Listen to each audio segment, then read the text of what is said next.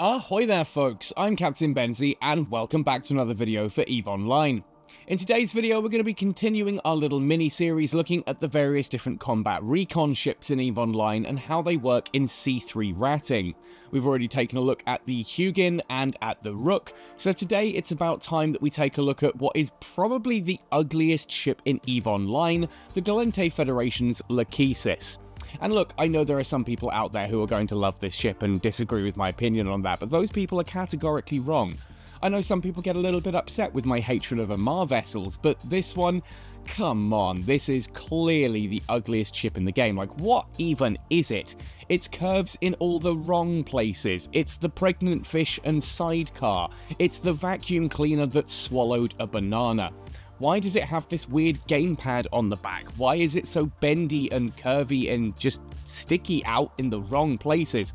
What was the Gallente Federation thinking of with this one? Like, seriously, it's hideous. The Celestis line of vessels, in my opinion, are probably the single most hideous ships in EVE Online. But we're not just here to talk about how it looks. No, we're here to talk about how it flies in the context of C3 ratting. So, I've taken a Lachesis, I've played around with numerous different fits to try and get it to work in all 4 of the C3 combat sites, and in this video, I'm going to talk with you about how that works.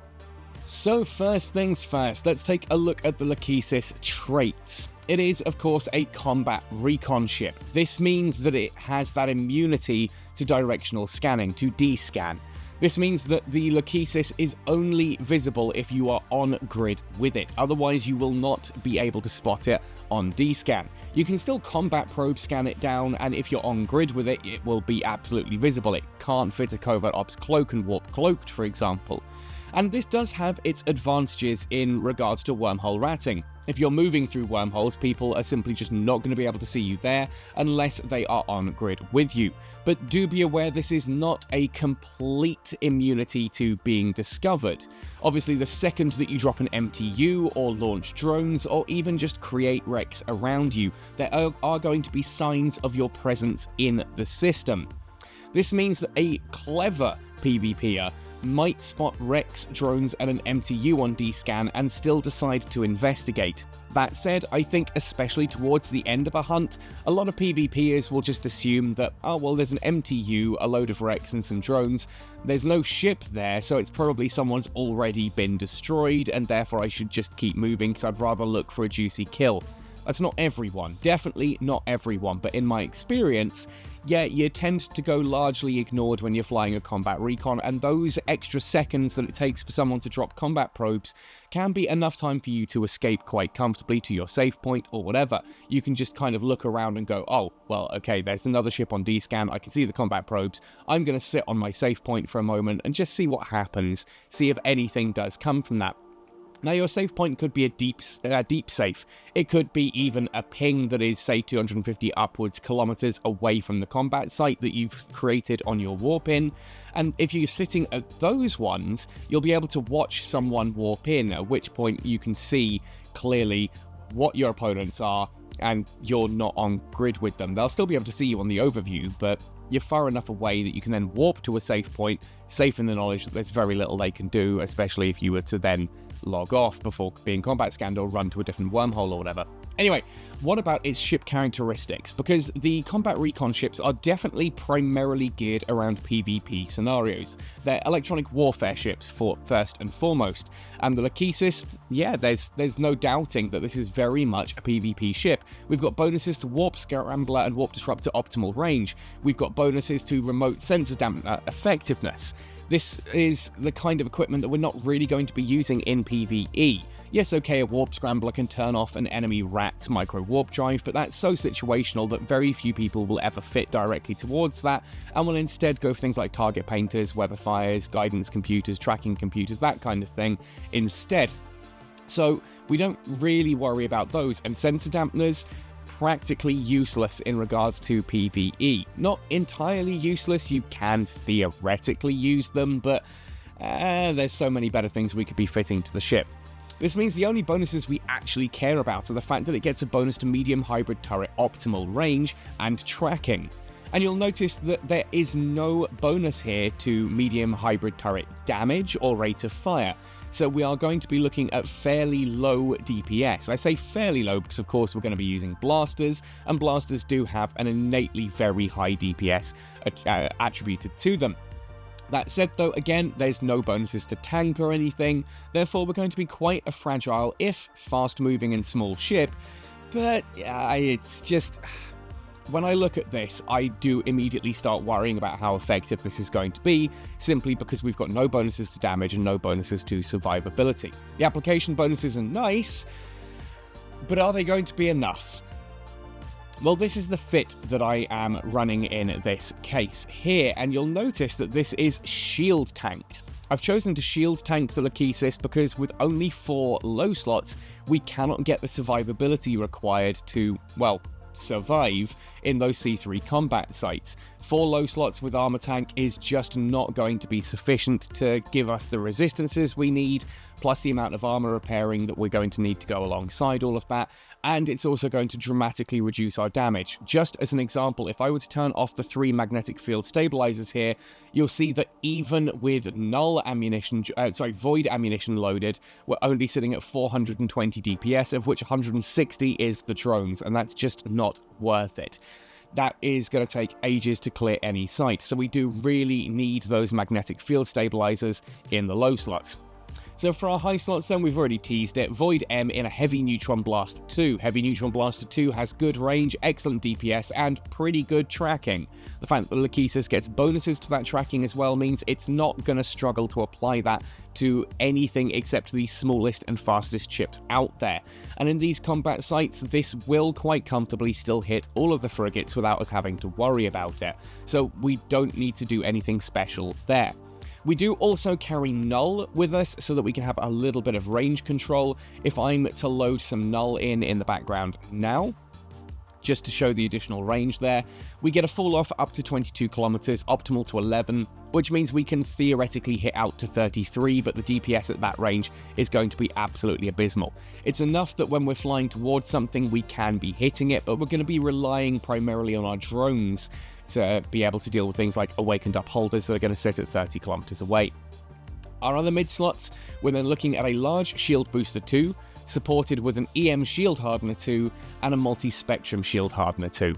This is going to give us really nice resistances across the board here. You can see anything from 63% on electromagnetic, up to 65 on thermal and explosive, and 85 in kinetic. Most of the damage that we're going to take in this is going to be from being hit by the Sleeper's turrets, because they deal electromagnetic and thermal damage. And because we're quite a small ship, 150 meters, it's not tiny, but it's fairly small, and we're somewhat nippy at 650 meters per second of space navigation, that does mean we can avoid a lot of those turrets if we are manually piloting carefully. And of course, in order to achieve those speeds, we are going to need a 10 meganewton afterburner. We do require a YS8 compact afterburner in this one. This is also why in the low slots we're running a Reactor Control Unit 2, and why you will need to have your power grid management up to 5, your weapons upgrades and advanced weapon upgrades all the way to 5 as well, in order to utilize every last drop of power grid for this. Now, because Shield Tank is fairly hefty on the capacitor, we do need to look into some capacitor stability being fitted into this. That comes in the form of a Thukker large and medium cap battery in the mid slots there. This gives us a nice bit of resistance to neutralization as well, which is nice, and they're slightly smaller on the power grid, so we can plug those in just that little bit easier. Our rigs are a capacitor control circuit 2 and a semiconductor memory cell 2 as well. This gives us 22.1 gigajoules of delta to work with. This means we can actually be running that large Shield Booster 2 consistently without having to worry about cycling it or switching it on and off. And honestly, except under the most intense of neutralization, you're going to be absolutely fine for your capacitor stability. It's only when you are confronted with basically like the first wave of the Aru's construct, because you've got 4 6 gigajoule per second neutralizers, that you're actually going to go cap unstable, because that's 24 gigajoules per second of neutralization. With things like the Fortification Frontier Stronghold, the second wave of that is only 12 gigajoules of neutralization, so we'll be fine. The third wave has one Sleepless Upholder and one Awakened Upholder, 12 gigajoules and 6 gigajoules, so it's 18 gigajoules. Will even be cap stable against that. Now, this does come with the addendum that when I'm running these sites, we can do the Fortification Frontier, we can do the Arus and the Solar Cell, but the Outpost Frontier does become dangerous. For that, you may want to modify the fit slightly. I'll link this fit in the description down below so you can copy it into Python or into game and see what you need to do with it. But for the most part, you're only going to be able to run those 3 sites. That fourth site, you're going to probably want to swap some of your capacitor stability for additional support in regards to your tank, maybe even changing the rigs around a little bit to get a little bit of extra flight velocity to reduce the amount of damage you're taking from those battleships in the third and final wave. I'm not going to say this can't do the Outpost Frontier. It can. It's just very slow because you have to approach those battleships to get close enough to apply your damage to them with short-range blasters, and all the time you're doing that, you're having to spiral in very carefully to avoid being hit with the very powerful weapons that those battleships utilize. We do have drones in this as well, 50 megabits per second of drone bandwidth with 50 cubic meters of drone base space. That means we're going to have 5 medium drones. I tend to go for Vespers with this, but Hammerheads will work nicely as well, depending on what you fancy. We don't have drone application bonuses, so the Hammerheads do miss quite frequently against the smaller targets, whereas the Vespers do a little bit better, and Vespers do have slightly better survivability. The final mid-slot that we haven't talked about is a Tracking Computer 2. I pretty much run this with the optimal range script in there at all times to get the additional optimal range and fall-off that's going to allow us to actually hit targets as we approach them, because those blasters are very, very short range. Now, before we move into the combat demonstration, please, I've noticed that 70% of people watching my videos are not subscribed. If you're one of those people, hit subscribe on the channel, ding the notification bell, make sure you are updated on every video that I put out. And if you enjoy this video, hit like, maybe drop a comment down below as well. All 3 of those things really help the channel out. That said then, let's jump into that combat demonstration and showcase this in action. So here we're coming towards the third and final wave of the Fortification Frontier Stronghold. You can see I am using null ammunition and my drones to take down those Awakened Upholders because they like to orbit at about 30 kilometers away. We're coming into the final wave now. This has the Sleepless Upholder. This is the battleship that does a lot of neutralization and hits really, really hard. And we are going to need to get that angular velocity up against that Upholder as quickly as possible. You'll see that I'm immediately targeting the Awakened Preserver, because the Awakened Preserver, of course, is the ship that is going to be repairing the other ones in the wave. I have short-range blasters, so I've swapped back to Void. I'm going to hopefully hit that as hard as I can, get rid of that nice and quickly. But you'll see that I am still taking an awful lot of damage. I've already been pushed into armor. I am requiring a high angular velocity to avoid being hit. Now, the pro of this is that the amount of webification on me is fairly low. We've only got the Awakened Upholder that is putting webs on me, and I've also made sure that I was very close to Wave 3 when it spawned, so that I wouldn't have to spiral in on the battleship here, taking damage all the way in. I'm right next to it, and I can just set up that orbit. But even then, we're taking a decent whack of damage. Time to go after that Awakened Upholder next with the Preserver down, so I'm swapping back to null ammunition for the better range, sending my drones off after it, or I will do in a second. There we go. Because that does need to come down next, because that web of fire is slowing us down and meaning we're taking more damage from the enemies that are hitting us.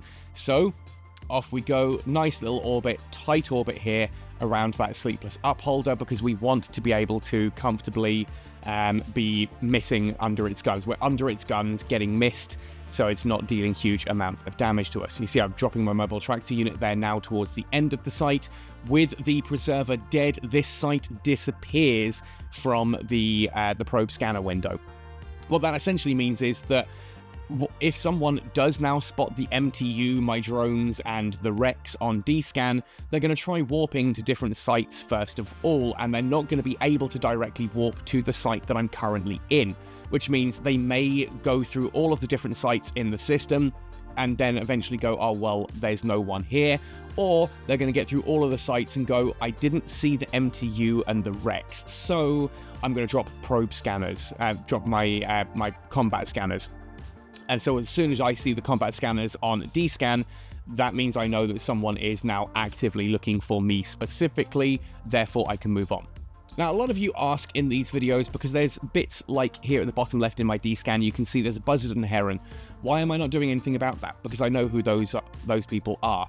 We've got a couple of data and relic sites in system. Those are friendly players who I know are hacking those currently. We've also got other people in system who are watching what is going on. This is the big advantage of being in a wormhole corp, that even if you're just soloing what you're doing, you're not necessarily fleeting up for the content, you're fleeting up for the support around it. And if you're interested in joining a good wormhole incorporation, well, come join my Discord down below and make an application with Catskull. We are always happy to have new players on board, people taking their first steps into wormholes, people who've been flying wormholes for years.